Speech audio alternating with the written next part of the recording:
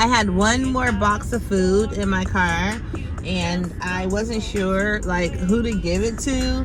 So it's just been hanging out in my trunk, and in the box there's canned goods. I think you all have probably seen pictures and stuff. And I included a can opener, like a manual can opener, and some cutlery, plastic bags, napkins, and all that kind of stuff. So I go to the ATM, and there's a man sitting there. It looks like he's in a wheelchair. I didn't video record it.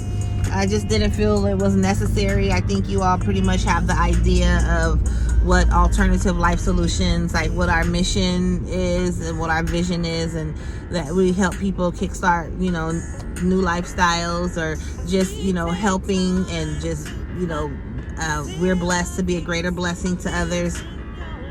So there's plenty of people, like at the stop sign, at the stoplights, hanging out in front of the stores and all of that.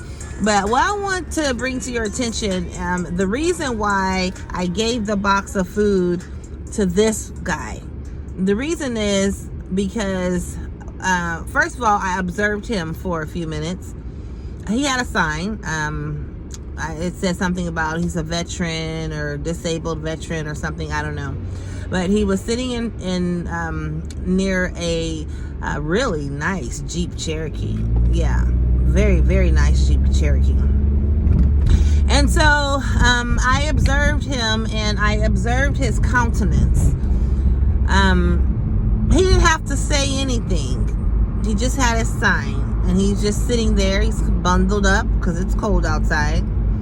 And the small, still voice that I have been praying about, the discernment, it's beginning to speak louder. It's beginning to speak louder to me regarding people in my life, people in my family, new people that I meet, and even on my social media.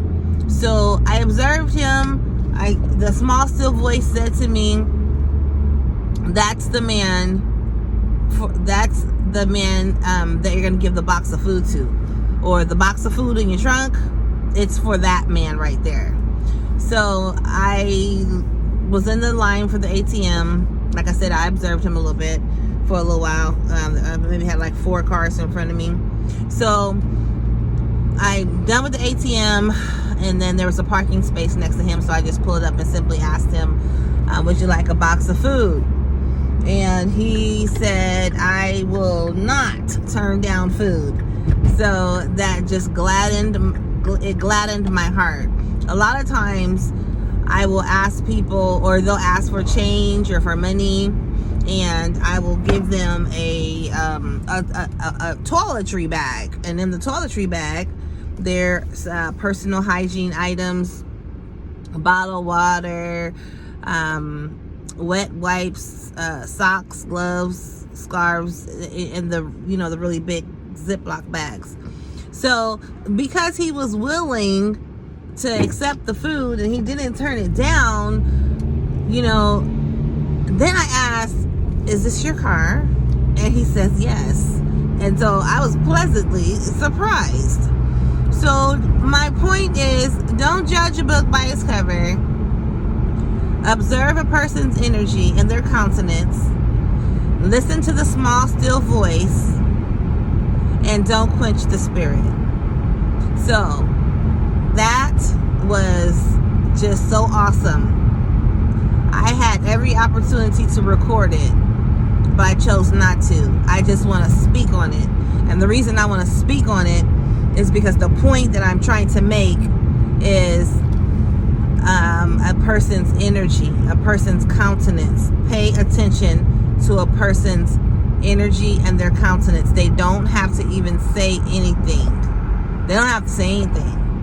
In fact, you could watch a YouTube video of someone and just turn the volume down. Turn the volume down and observe them. Observe their movements.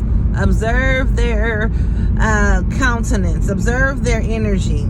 And that will tell you a lot about a person. I've been listening to like an audiobook, and this one is about what is the name of it? It is, I am so irritated because I can't think of the name of it, but it's talking about a man's energy. Like, don't ignore a man's energy. But that goes both ways. Men, don't ignore a woman's energy or a female's energy. You will find yourself ignoring the small, still voice within you that's speaking so loud. And sometimes even your family and your friends are trying to tell you this person, he or she is not the one. But we ignore that small, still voice, and we ignore our family and our friends, and we do it anyways. And it ends up being a disaster. I'm telling you, I'll be 50 years old this month. To God be the glory. Years and years and years ago, I think I was probably just over, I don't think I was 21 years old yet. I wasn't 21 years old yet. And I met this guy, and he was so ugly. No disrespect. He was not pleasant on the eyes. Let's just say that. And I was at the bus stop on my way to work, and there were some other people at the bus stop with me. And so this guy, he passed by, and he was driving like the newest drop top Benz, like I'd never even seen one before. And this was back in the early 90s. And I observed the car. It had beat and all of that. I was like, it's a nice car, but whatever. I'm tunnel vision. I'm on my way to work. So I'm gonna say about 5 minutes later, another person joined the bus stop, stand at the bus stop, and he was standing behind me, and he said to me something like like, where you going, or what your name is, or I don't know. I don't remember what he said. I just remember looking at him and thinking like, OMG, if he does not get his grill out of my face right now, I'm not gonna be able to do it. So I politely declined. No, thank you. I'm waiting for the bus, and I'm fine. So he shot his shot and went on about his business. So he walked off from the bus stop, and I kind of looked like, see where he was going, right? So he gets into that Benz that had rolled by with all the beat in it. And I was like, oh, snap. Okay, that's who that was. Okay, right on. So I let it go, and I went to work. I had worked the swing shift at that time, 3 p.m. to 11 p.m.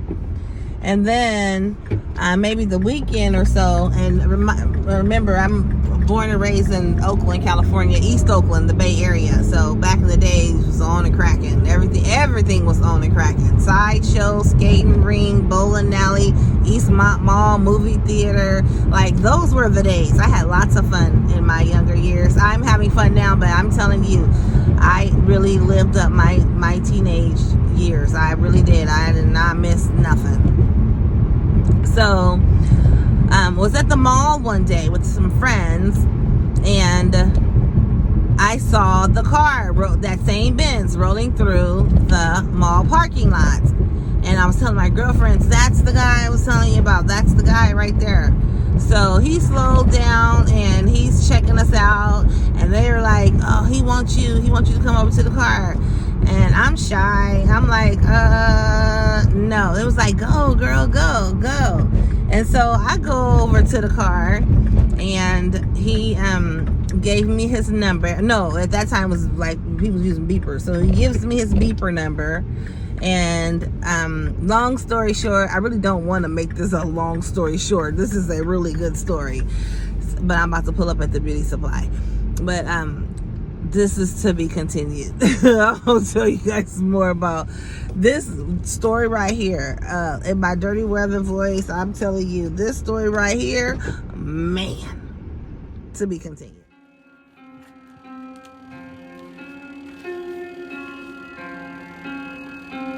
Sharing my story is my story, not his story.